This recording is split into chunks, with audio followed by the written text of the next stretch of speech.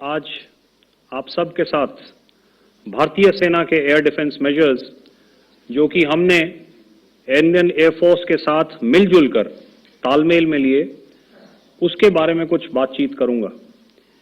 इस विषय में मैंने कल भी कुछ टिप्पणी करी थी, लेकिन आज मैं इस युद्ध के अहम एस्पेक्ट के बारे में आपको थोड़ा और पर्सपेक्टिव देना चाहता हूं। हमें एयर डिफेंस ऑपरेशन सिंदूर के एयर डिफेंस की कार्रवाई को एक कॉन्टेक्स्ट में समझने की आवश्यकता है। मैंने आपको कल बताया था कि पिछले कुछ सालों में आतंक की गतिविधियों का कैरेक्टर जो है उसमें कुछ बदलाव आ रहा था। अब हमारी मिलिट्री के साथ साथ मासूम सिविलियंस जो कि अपना बचाव करने में विफल थे, उन पर भी हमले हो रहे थे। 2024 में जम्मू सेक्टर में शिवखोरी मंदिर को जाते हुए यात्री और इस साल अप्रैल में पहलगाम में मासूम पर्यटक इस खतरनाक ट्रेंड के विशेष उदाहरण हैं। पहलगाम तक पाप का यह घड़ा भर चुका था। उसके बाद जो हुआ उसके बारे में हम कल विस्तार में बातचीत कर चुके हैं, क्योंकि आतंकियों पर हमारे सटीक हमले लाइन ऑफ कंट्रोल और इंटरनेशनल बाउंड्री को पार करे बिना किए गए थे। हमें पूरा अंदेशा था कि पाकिस्तान का वार भी बॉर्डर के उस पार से ही होगा। इसलिए हमने अपनी एयर डिफेंस की पूरी तैयारी पहले से ही कर ली थी। हमारी इन्वेंट्री में शामिल counter manned aerial systems, electronic warfare के साधन और एयर डिफेंस वेपन्स का इंडियन एयरफोर्स के इसी प्रकार के सिस्टम्स के साथ एक अनोखा मिश्रण किया गया। इसलिए आपने देखा कि जब जब पाकिस्तान एयरफोर्स ने हमारे एयरफील्ड्स और लॉजिस्टिक इंस्टॉलेशंस में 9 और 10 मई की रात को लगातार हमले किए, वो इस मजबूत एयर डिफेंस ग्रिड के सामने विफल हो गए। आपके सामने इस ग्रिड को एक तरीके से दर्शाया गया है।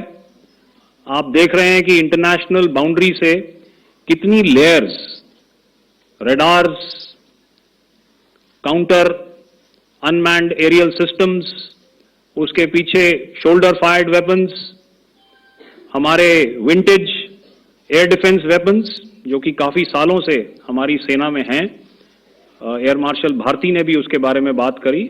और लास्ट में हमारे modern air defence weapon systems. तो कोई मौका नहीं था कि पाकिस्तान एयरफोर्स ये मल्टी टियर डिफेंस को पार करके पीछे हमारी एयरफील्ड्स या लॉजिस्टिक इंस्टॉलेशंस को टारगेट कर पाए। ये जो डायग्राम आप अपने सामने देख रहे हैं, ये मुझे एक इंसिडेंट की याद दिला रहा है। और मैं आपको इस उदाहरण के जरिए से एक ये एस्पेक्ट हाईलाइट करना चाहता हूं। जब मैं स्कूल में था तो तकरीबन मेरे ख्याल से ये 70 का दशक था और उस समय इंग्लैंड और ऑस्ट्रेलिया के बीच में, आज शायद क्रिकेट की बात भी करनी चाहिए क्योंकि मैं देख रहा था कि विराट कोहली ने टेस्ट क्रिकेट से रिटायरमेंट ले ली। कई भारतीयों की तरह वो मेरे भी फेवरेट क्रिकेटर हैं। तो 70 के दशक में ऑस्ट्रेलिया और इंग्लैंड की फेमस एशेज सीरीज चल रही थी और उस समय ऑस्ट्रेलिया के दो बहुत तेज गेंदबाज जो कि क्रिकेट हिस्ट्री में बड़ा उनका नाम है, जेफ थॉमसन और डेनिस लिली, उन्होंने अंग्रेजी बैट्समैन और उनकी बैटिंग लाइनअप को तहस नहस कर दिया था। और ऑस्ट्रेलियंस ने उस समय एक कहावत निकाली थी, that from ashes to ashes and from dust to dust, if Thommo don't get here then Lillee surely must. और अगर आप इस लेयर को देखें तो आप समझ जाएंगे कि मैं आपको क्या बताने की कोशिश कर रहा हूं। तो अगर आप सारे सिस्टम्स को पार कर भी गए तो आपको फिर भी एयरफील्ड या लॉजिस्टिक इंस्टॉलेशन या जो भी चीज को आप टारगेट कर रहे हैं उसमें पहुंचने से पहले कोई ना कोई इस लेयर्ड ग्रिड का सिस्टम जरूर गिरा देगा। जो दुर्दशा कल आपने पाकिस्तान एयरफील्ड्स की देखी और शायद आज भी एयर मार्शल भारती की प्रेजेंटेशन में, हमारी एयरफील्ड्स हर प्रकार से ऑपरेशनल हैं।